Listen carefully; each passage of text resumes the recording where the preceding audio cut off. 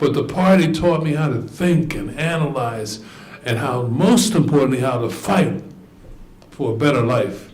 Did you see that article on the front page of the New York Times a couple of weeks ago about this English guy, working class guy, grew up in a very poor area, grew up in public housing, very poor, but he did very well in school. He got a scholarship to Cambridge. Scholarship to Cambridge. But he went there and he couldn't afford to find an apartment to live in. He couldn't even carry out his scholarship. So he said, his main point was, I believed in the system. I did.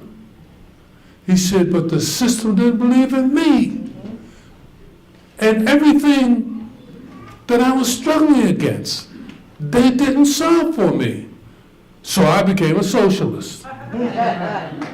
Now, he also said that he met communist union leaders and activists, and they inspired him. One lady who said, I am the real thing, or something like that, and put a t-shirt out about her communist affiliation. And then everybody started wearing it in a certain part of London. It was very popular, it became chic, and all that stuff. But what did Marx say? Capitalism creates their own grave diggers. And it's those conditions that they have imposed on us. I became a communist because we couldn't afford to put coal in our house in the winter in Philadelphia, in that house we live in. That we had rats the size of cats in the Mill Creek area in West Philadelphia, which Will Smith is from West Philadelphia and all that. I became a communist because all we had was hard times. That is the most important thing. And this is also why I became a communist. To make a better world for her and all my children and all the children of the world. Thanks, sweetie. Well, James Baldwin said something very profound, many things very profound. It was something that moved me. He said, black people can't afford to be pessimists. What is he saying? It's brilliant. Because if you don't believe you're going to be free, you're not going to fight too hard to be free. And when he tells the story of the workers in Alabama, in my family, both my mother's side and my father's side were sharecroppers in North Carolina, grew up that way. My father came to Philadelphia with maybe a 5th grade education. He never really wrote many things down, but he was a hard-working class guy, African American and all of that. Thanks, baby. And I missed my point. She ruined it.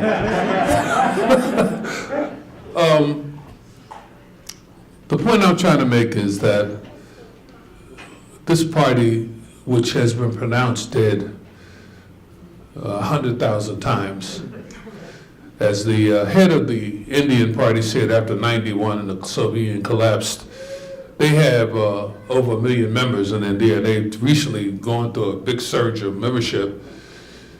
And he said that we have been told that the Communist Party is dead. He said, I just left a meeting of 1 million communists. That is the liveliest corpse I've ever seen. Why is it possible for 100 years for this party to survive? Why?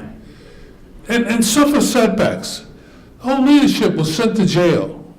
The party was basically rendered illegal. Families were attacked and really some of them destroyed. But they kept on fighting. I think you have to say that history is on their side. It was on our side. It was on your side. And this is no time to retreat.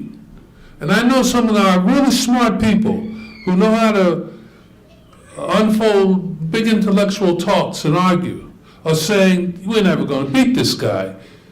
He's too devious. He's too dishonest and so on. That is why we're going to beat him. Right. He's coming down. I'm telling you right now, he is coming down. Listen.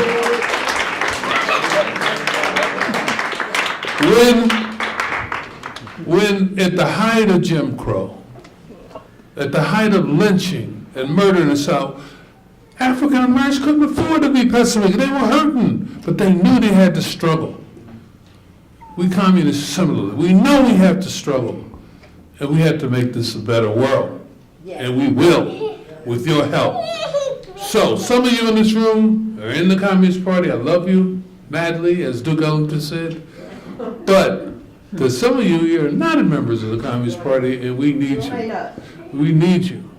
There's some cards around here. I heard somebody mention that they're in the back. As you go out, please take one.